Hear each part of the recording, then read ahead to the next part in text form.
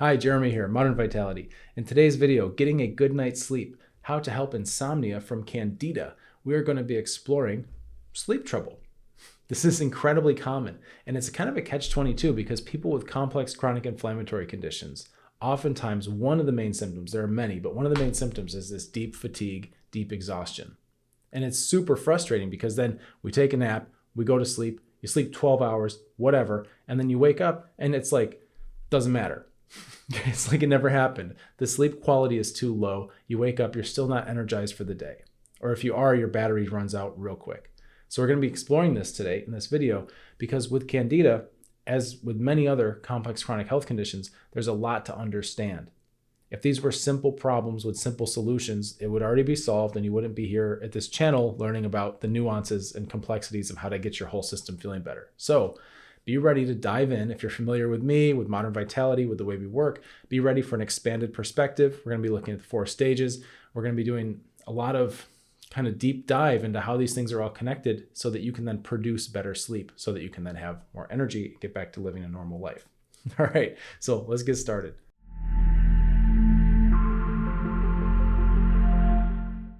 So first, let's talk about insomnia a little bit. Sometimes the idea of insomnia means we're laying awake at night, like we just can't sleep. Okay, that's one level. It's like you go to bed, you brush your teeth, do all the stuff, and you go to lay down in bed and you're just staring at the ceiling and it's miserable, right? That's not fun. That's one type of insomnia. So we're going to differentiate these, okay? Another type, a second type, is that you brush your teeth, lay down, get ready for bed, you go to sleep, and then what happens? A few hours later, you're up, awake, like jazzed, right? It's 1 a.m. or 3 a.m. or whatever. You're like, da, da, da, you know. Also a problem. Again, staring at the ceiling, trying to figure out, okay, what are we doing here? You know, how do I get back to sleep? So there's trouble falling asleep, and then there's trouble staying asleep. And those are two different things. One of them, right, trouble falling asleep, we look at entirely differently than trouble staying asleep. It has different mechanisms. And then, of course, difficulty staying asleep, we want to look at some of the other factors because sometimes what happens is we have to wake up to pee. Right? Oh, I fell asleep just fine, but I wake up to urinate every 2 or 3 hours, and that's very disruptive. And then sometimes you wake up to pee, and then you can't fall back asleep. Okay, that's one thing to start to differentiate. Another one are external factors is, a noise. Somebody's snoring next to me in bed, right? It's hard to sleep through that. It's a disruption. It's external. Little kids, young children coming in. I had a bad dream, and then now you're awake, right? All those things. If you got a cat and your cat is wants to lay on your face while you're trying to sleep, these are all external factors. So obviously we have a little bit of lifestyle work we can do around that. But what I'm going to focus on here are the internal factors, right? Because, if you have a cat laying on your face or your partner snoring, there are kind of ways to fix that don't require biological interventions for you with your system. But what we're looking at are those things like, waking up to urinate. That's one reason. Some people wake up from vivid dreams or nightmares, and now I'm awake.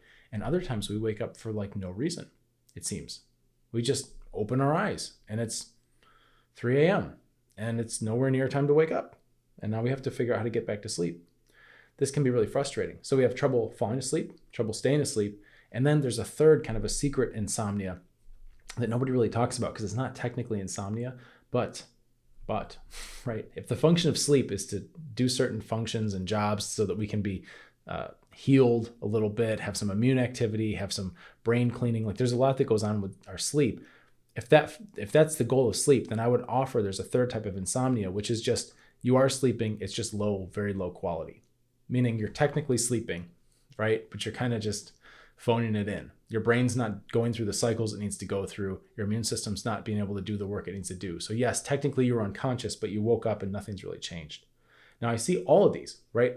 All these 3 different types of insomnia with complex chronic inflammatory conditions with the patients I work with, right? It's just part of the deal. We're going to have sleep disruption.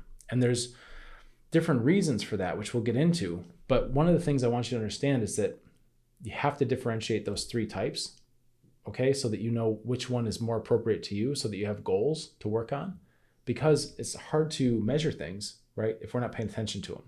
So for example, people that have trouble falling asleep, well, that's pretty easy to start to know if it's getting better because you're falling asleep more easily, right? And people who have trouble staying asleep, that's pretty easy to measure because you notice you're not waking up so much if it's getting better. But for the people who are technically asleep but not getting good quality, that can be harder to measure. And this is where sometimes people want to use biometrics, right? Like a Aura ring is really popular, or maybe you're going to do a sleep study, or maybe you're going to do some kind of thing where you've got electrodes hooked up to your head that are just measuring your brain waves. I don't know how in depth you want to go, right? Those are the more quantitative ways, but the qualitative way is actually going to be how you feel in the morning when you wake up. And I would say that applies to all types of insomnia and sleep trouble. Is one of the best qualitative markers is when it's time to wake up, how do you feel about that? Right? How do you feel about starting your day? Is it like, oh no, I'm not ready, I'm exhausted, right? But you just woke up. Or is it starting to be where you're getting a little pep and going, you know what, I think I could take a walk this morning, or whatever, I'm excited about the day, whatever that looks like for you. Maybe I'm going to make breakfast, right? Maybe I'm going to sing a song, whatever it is, when you start to feel like you're jumping out of bed. These are important changes to track as you're healing from these conditions. Okay, it's very important. So we've differentiated it. Now let's talk a little bit about sleep quality, and what's actually going on here. We have multiple systems in our body. Okay, immune system, digestive system, neuroadrenal, blood circulation. There's more, right? Hormonal systems. There's a lot. Reproductive system. I'm going to stick with the first few because those are the most pivotal for people who are dealing with complex chronic health conditions. These are where we get the biggest leverage points from. So we're going to focus on immune, digestive, neuroadrenal, and we'll talk a little bit about blood circulation. Okay. One of the things with sleep is that a lot of things have to happen right for you to get really good sleep. And we have sleep hygiene, which we'll get into as well, which are the practices you can do, things you can do in your lifestyle, which is becoming more popular now. It's good. People are starting to respect the circadian rhythm, right? They're doing things like, well, let's talk about it now. They're doing things like blue blocking glasses to try to get the lights from computers and cell phones and all that to stop throwing off your pineal gland. That's good. Sometimes people are taking no screens, right? We take all this stuff out of the bedroom, right? No phone at all. That's even better than blocking the blue light, right? Is no blue light. Just kick your phone out of your room. Okay. People even go a step further. I've been enjoying this as well, is that once it gets dark out, no more overhead lights, just candles. You want to hang out, talk to your spouse, play a game of cards, read a book, whatever. You can actually do it with candles. It's a different type of light. It's different than your light bulbs. And it's softer on our eyes, softer on our brains. It can help you fade into sleep a little more easily. If you think about humans, how we evolved, we didn't have LED lights, right? If we wanted to stay up after dark, we had a campfire, right? Firelight. We're used to that. We've got more history with that. And also we'd usually be having a fire and talking and laughing and, singing songs with our tribe or our family or whatever. So it's not so much being isolated, staring at your phone with the blue light coming back. And that's where we get our connection, right? There's a lot of problems with the convenience of modern living in terms of biological incompatibility. Okay. So whenever we can, we try to go to the old ways as best you can. So maybe that looks like lighting a candle instead of the overhead light. These are little habits. Okay. There are things about the circadian rhythm where when we're looking at sleep quality, we're trying to go down for the night. We're trying to calm everything down, which is normal. We think about that. So this kind of stuff, like don't eat too late, try to stop eating a few hours before you're going to go to bed. Obviously no caffeine, right? Like after 1 p.m., 2 p.m., sometimes noon. I mean, this stuff has a long half-life. Really, you shouldn't be having much caffeine at all outside of the morning because it's still going to be in your system hours and hours later if you want to affect the downward arc of your circadian rhythm to be able to go to sleep more easily. Okay. And this is advice for any human being. This isn't even specific to complex chronic inflammatory conditions. It's just, I would suggest that if you have a disease, an illness, a diagnosis, something that's really significantly throwing off your life, that you pay special attention to general advice that's like try to optimize the human aspect first before you work on the disease part. Sometimes we might find that actually if we get our human needs met, meaning dark at night, no caffeine, all that kind of stuff, that actually a lot of the disease pieces tend to fall away. Not always, but sometimes we can get superior leverage just by treating ourselves as a human and giving ourselves that quality of care and trying to replicate a lifestyle that's not so out of sync with nature. All right, that's a little bit of a tangent, but we get that sometimes. So most of the time with sleep, we're trying to emphasize the downside. We're trying to sedate, okay, going quieter at night, which is great. The other side of that is in order to fall to sleep at night, you have to rise during the day. Okay. And this is one of these cool things where we're learning more and more where science is coming in and now validating the traditional practices and the traditional advice, which is good, of waking up, getting outside, getting a bit of sunshine, If there's sun, even if there's clouds, a cloudy day, you can still be outside and get some sun through the clouds. Still really important, because the more you get that message to your brain and to your body in the morning that morning time is for up, then the easier it will be to get the message of evening time is for down. I hope this is making sense. I'm oversimplifying it with the directionality, but I mean, we are moving through cycles. Of course, cycles, right? Rise in the morning so that we can relax and rest at night. If you think of it as a wheel, you're spinning the wheel. Morning time goes up, evening time goes down, and these things work together. So if you want to have a good night's sleep, it starts in the morning, right? Just like if you want to have a good morning, it starts the night before. It's a cycle. So we have to respect that. Now let's talk about some of the physiology and the pathology. When we have complex chronic inflammatory conditions and we have just inflammation everywhere, this can be overwhelming, okay? And the reason why, and I've said this a million times, I'm going to keep saying it, is that when you have these conditions, there are multiple triggers and multiple causes all acting at once onto your body, which is a complex system. Multiple causes. Because our body's very resilient, usually if there was just one thing wrong, one little trigger, we can skate through it. We can adapt, we're fine. It's when these triggers start adding up and stacking up, and then we've got problems and stressors coming from many different directions on our body systems that things get out of balance, and then one system kind of goes and then leans on the other one and leans on the other one, and you get this domino effect of problems everywhere. How that manifests is a list of symptoms a mile long, right? And there's common symptoms like fatigue, exhaustion, low energy, brain fog, weird pains, chronic pains, wandering pains, right? Pains that won't heal, old injuries that just keep barking at you. These kinds of things. Digestive issues, anxiety, depression, low libido, mood changes, right? And of course, like we're talking about now, sleep trouble. It's another one. And that's just the top few. Okay, people have all kinds of issues like neurological vibrations where they just feel like they're shaking inside. People can get palpitations where you feel your heart just wham, just thumping in your chest for seemingly no reason. Okay, there's a lot of stuff that starts to happen because symptoms are a sign that your body systems are trying to rebalance somehow, right? Symptoms are your body talking to you if you know how to read them. Symptoms are something that conventionally we try to suppress because they're unpleasant and uncomfortable. And what I'm offering here and what I'm suggesting is a massive paradigm shift where instead of trying to fight symptoms, right? Instead we dive in, even though it's unpleasant, completely unpleasant, we dive in and we actually try to decode and listen to what our body's saying because all these things carry a message, right? Which is really pretty cool if you can realize that your body is talking to you all the time. You can constantly be in communication with your body, and then from there you can give it what it needs. So some of these symptoms like sleep trouble, it's actually a message, right? Even though it's frustrating because I'm exhausted and I can't sleep. Catch 22, right? I'm a hot mess. That's what people say. Well, we need to look at this. We need to interpret this sign. So, okay, we're going to look at our body systems. Immune first, then digestive, then neuroadrenal, then blood circulation. In that order. That's where we're going to go. This is how I take people through a process where we undo a lot of these issues. It's got to be logical. It's got to make sense. And it's got to have an order that your body actually needs. There's a biological order of operations. Pretty cool. Once I learned this, my whole practice changed. I started helping people in a much more efficient way, much less backsliding, right? There still can be backslides because life's not perfect, but it's really cleaned up and improved the odds and the chances of people getting better and getting their life back and having those chances, having those improvements stick, right? That's a big difference. So immune, what's your immune system have to do with sleep? A ton, okay? When we're sleeping, I have a theory about this. I kind of like this idea is that when we're sleeping, we go unconscious. And one of the reasons to go unconscious is because the immune work, the repair that happens of our body, cleaning itself and taking care of old cells that need to be eliminated and all this stuff, the construction that happens is incredibly painful, right? So it's better to be unconscious for that. It's like you need to be asleep and kind of checked out because your immune system is like renovating your body every night.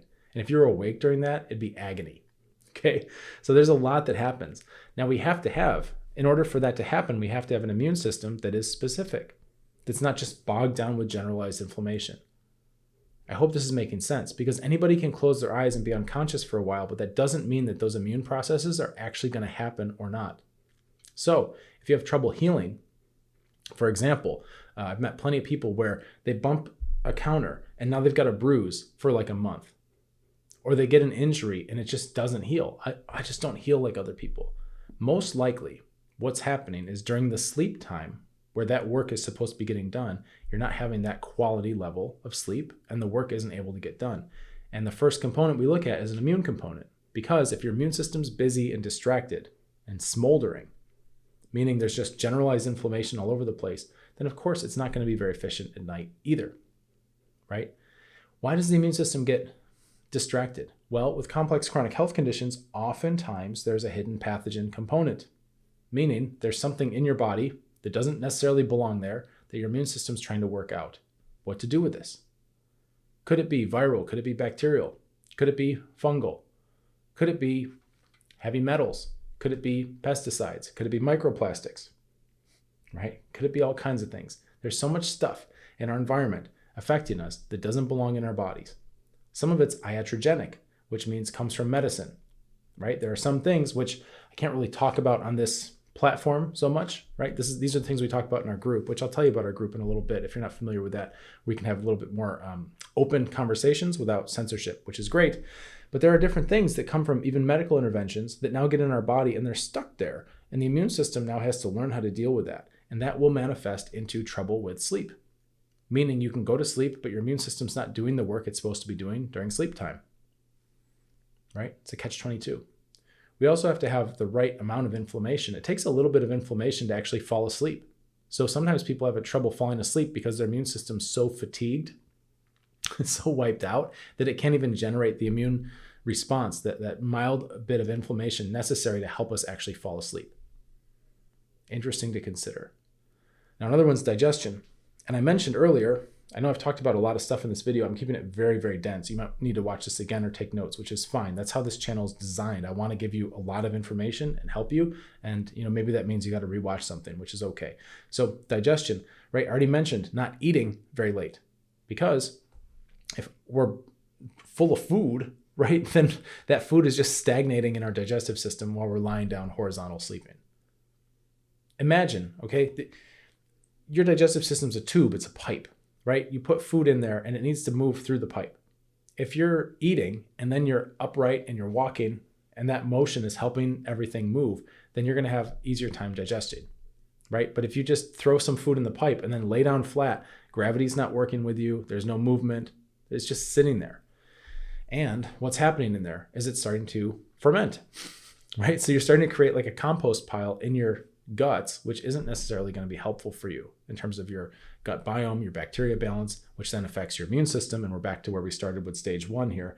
So you want to make sure that your practices, meaning what do you shove in your face, right? And how late in the day do you do that, are aligned to your goals. You want to have a smooth and easy time with digestion, especially around bedtime. So minimal foods at night, right? This is a general guideline. I'm not your doctor. I'm not giving you medical advice, right? That's not what this channel is for. This channel is for opening your mind to new possibilities. And this is one way to start to look at these things. So in Eastern medicine, which is where a lot of my training is, there are different causes for insomnia, right? I've got a very strong background in Eastern medicine. And it's really interesting because when you look at complaints and problems, the typical knee-jerk response in medicine is to oppose them, right? I'm having insomnia. Okay, here's a sedative, right? Take this med. Push you back down, right? Shut up, brain, go to sleep. Well, really, we can work tangentially, we can work obliquely, we can work systematically. And one of the causes in Eastern medicine of insomnia is what they call food stagnation, which is basically a bunch of food stuck in your guts, because you ate too late, or you're having poor mobility, or you've already got bacterial overgrowth problems or some kind of other issue with dysbiosis in your digestive system, right? So these are all things you need to handle in order. The first thing is get that immune specificity. Try to handle the pathogen load. Try to get that down. There are different strategies to do this, right? There are different ways. Like I prefer herbs. There are specific herbs that I really like to use with the people I work with. That's what they do. They help with immune specificity. They help to take out some of the pathogens that are there. And really, it just gets your body better at doing what it's supposed to do in the first place. It just needs a nudge, right? But you want to do that first and then go for your digestion, because now you want to make sure you don't have leaky gut. You don't have other things that are backwards infiltrating your immune system through the gut, which are then undermining the progress you made in the first stage. Okay. Now, the next one, neuroadrenal. This is where most people tend to start with sleep, right? Neuroadrenal, that means stress. Okay. Basically, that's what we're talking about here. It's just chronic and acute stress and just being tense, right? My mind is spinning. I can't calm down, that kind of thing. If we start there, then we miss out on the opportunity to get our immune system dialed in. We miss out on the opportunity to get our digestion dialed in. And now we're starting on stage 3, which is skipping steps, which tends to give you some results, but it's not a long-term fix, especially if you have chronic inflammatory condition. Because getting the nervous system calmed down isn't necessarily going to help with the pathogen load or the inflammation, right? However, there's a lot we can do about stress. There's simple things like talking to people, right? Getting things off your chest, laughing, these kinds of don't underestimate the power of that. Some of the best medicine is very simple and is just a human birthright, basically, that we've gotten away from somehow in our culture. Part of my job is to rein that back in and say, listen, this is powerful, this is potent, right? Talk to each other, get things out, start setting good boundaries, right? And of course, there's like special breathing techniques. There's also herbs that are, very soothing to the nervous system. I would offer that that's not the place to start, even though it seems counterintuitive, right? That we want to start with sedating our nervous system, right? But whether you use pharmaceuticals or herbs, it's the same approach. It's the same idea, is to go straight for the nervous system, when really most times, as I've said, and I hope I'm really bringing this home, trouble sleeping in the face of complex chronic inflammatory conditions is oftentimes firstly an immune issue. Secondarily, it's a digestive issue. And only at third place, right, bronze medal is actually going after the nervous system. This is something to really consider. Okay, so if you've tried, which most people have, melatonin, some valerian, anything that like aids sleep or tries to make you rest, right? And these are the non-pharmaceutical interventions. Of course, there's pharmaceuticals like crazy that they're advertising as sleep aids. And that's a whole other topic, because what they can do, they will knock you out. They can knock you out. But what that does create is that third type of insomnia where you're knocked out, but you're not actually getting the quality of sleep that you need. So on the surface, it looks like you're sleeping, but deep down, none of the actual work is getting done. So you still wake up tired and exhausted. It's quite interesting. It's a bit of a veneer, right? And sometimes it helps people, but for the most part, I've seen everybody I've ever met that's taking sleeping aids, pharmaceutical sleeping aids, they always want to get off them.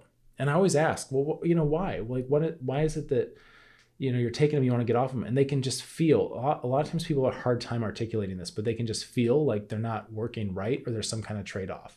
And I'm here to tell you that biologically, I think that's true, right? There does seem to be a trade-off, meaning you get knocked out, you're technically asleep, but the good things of sleep, the benefits aren't happening, right? It's kind of empty. So oftentimes we don't even want to start there anyway. Right? Start towards the roots of the problem, which tends to be inflammatory, especially if you have other symptoms that suggest a clinical picture, right? Like brain fog, of course, the fatigue, like I've said, the exhaustion, and then chronic pains, weird pains, right? And if you know that you have a pathogen or some kind of exposure, or, you've been dealing with pesticides or heavy metals or some kind of injury from a medical treatment, right? All these kinds of things, it starts to paint a picture where you go, we need to focus at the top first. So these are some of the tips, right? Of course, there are other things like, keep your room cool. I mentioned blue blocking glasses, get a good pillow, right? Some people like a weighted blanket. There's a lot of stuff you can do to kind of biohack sleep or to try to replicate ancestral conditions, which is good. Like I said, treat yourself like a human first. Do all those things to optimize the human nature of, waking up in the morning, going to sleep at night and all that. And then if you still need help, it's time to troubleshoot your body in order, right? Stage 1, stage 2, stage 3, stage 4. These are the kinds of things, by the way, that we talk about in our group. I've got a whole separate group. It's a chat group, and we're off of big tech. It's a private group. It's pretty small. I keep it around 100 or 200 people. That way I can get to know the folks that are in there, answer their questions, right? That's where you interact with me. I'm not going to be answering comments on YouTube because I'm in my group, right? I'm actually having real conversations with people that are invested in learning and growing and getting better. So if you are struggling with complex chronic health conditions, just know you don't have to do it alone. There are a bunch of positive people. We're international, right? It's amazing. And they're waiting for you, right? It's people just like you. We have a great community. Everybody's at various stages of their healing journey, and it's a wonderful place to be. It's free to join. There's a link in the description for that if that interests you.